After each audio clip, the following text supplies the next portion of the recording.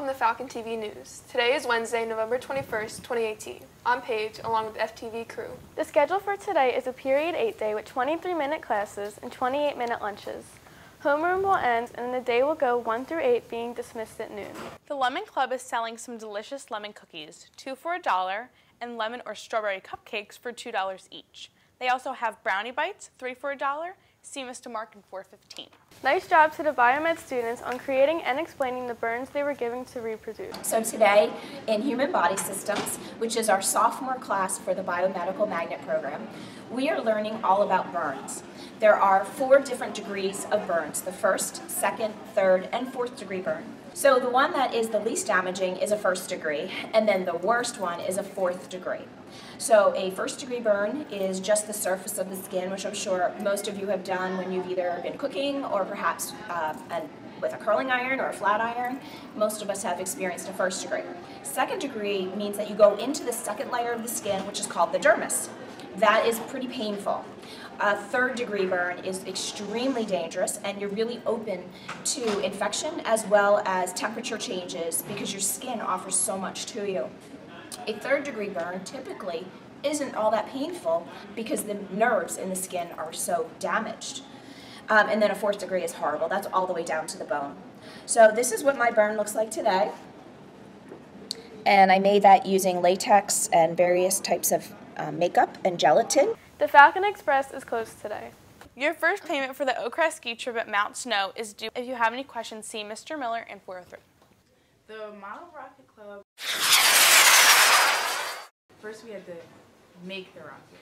So we made the rocket and we painted the rocket with spray paint, and everybody had their different designs. And then we put all the pieces together, and then after that we took them outside and we went on from there. We prepared for the launch by, 1, measuring the wind speeds and the direction. We saw how high the clouds were. Me and my partner, Hagel, we looked up the clouds and the weather, the wind speed and all that 2 days in advance. But since weather is always changing, we looked it up the day of also. So if it rains, we can't launch a rocket. Like how rockets, what they need to launch, how, like all the safety precautions we have to take to launch them, and we just wanted like the experience to launch rockets. And we were learning about space and the planets. We were learning about how to launch airplanes and all that, so we just thought it would be a good idea to launch rockets. Well, you have to be an ROTC to do the Model Rocket Club, and you basically just build rockets, you learn about rockets, and you set them off. 4, 3, 2, 1. We learned how airplanes work and how the actual rocket goes off. There's gunpowder in the rocket, and you send like a charge to the bottom of the rocket, and I didn't know that, so that's what I learned. With Thanksgiving coming, we asked people what they're thankful for. What are you thankful for? I'm thankful for my health, working at Oakcrest High School with these fabulous teachers and students, and also my second period class.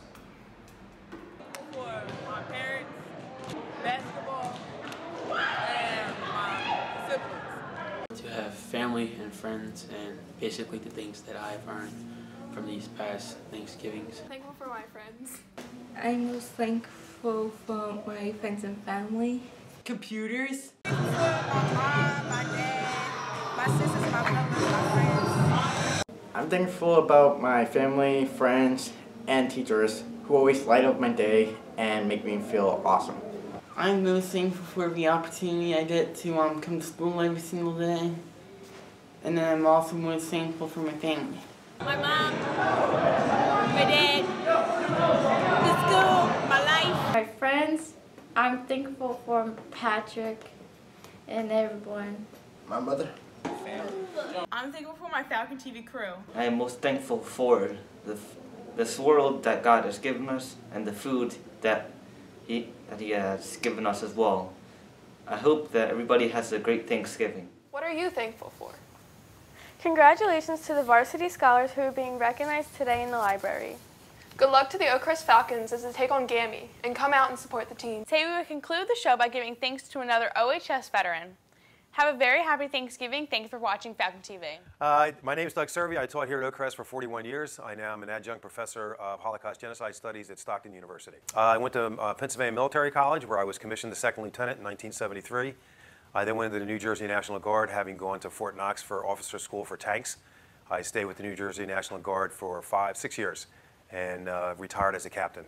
My parents thought the discipline would be good for me to go to a military college. I went there to play football, but it was a good experience. I'm glad I did it. And it's actually helped with my educational career as far as teaching here at Oakcrest and also teaching over at Stockton. I figured if I was going to get drafted, I might as well go in as an officer because you get paid a little bit better. But the war ended, thank God, in March of '73, and I graduated in May of '73, so I didn't have to worry about any of that. It was interesting. It was an experience. There was 106 guys that were all graduating commissioned officers in the United States military. The war ended, so they had 11,000 officers and no war. So we still had to be trained based on the law because we had signed contracts, which a lot of people aren't aware of. And we drove around the woods and fired all the weapons, and every weapon that the military had at the time I shot. My father was a World War II veteran. My grandfather was a World War I veteran. So my older brother and I both served. If it was my druthers, if I had something to do, I would have every person in the United States go into the military for at least 2 years.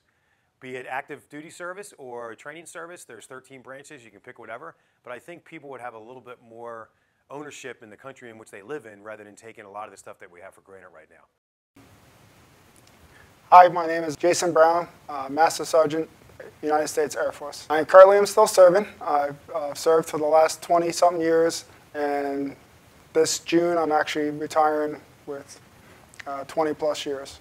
Just to move on to starting to lose a little bit of time with my family, and I've done the 20 years is what I need to be able to retire, so I'll actually have 21 by the time it's all said and done, and just to be able to spend more time with the family. That's a good question. So when I first came out of high school, I did not make the decision to go right into the Air Force. I actually had a full scholarship to wrestle in college, but after my sophomore year, they dropped the entire program.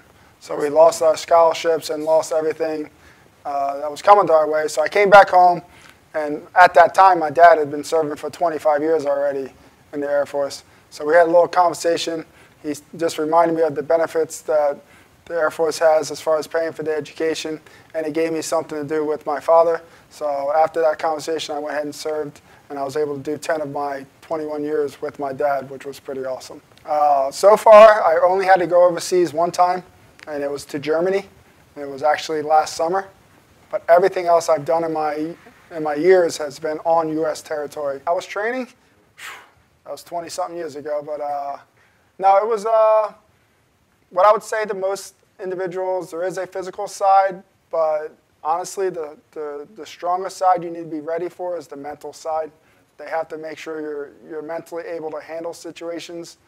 If you were actually in a real-world war-type environment, our mind is just as important as our physical side. So that would be the part I remember the most about the training is the mental side and the mental discipline they tried to help us teach us.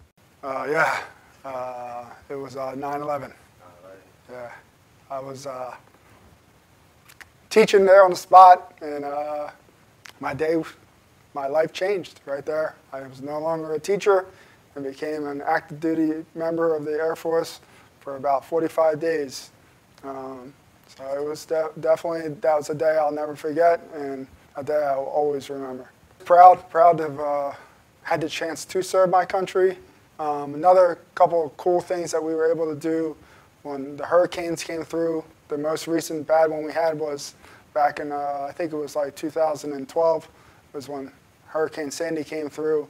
And just to be able to help citizens get back to their homes was just beyond rewarding, but at the same time, to see the destruction of their homes and be the first person there on the spot with them, that was kind of hard at the same time. So it was like, just that community service side of it, that's the pretty awesome part of it, is being there for your community as well as for everybody.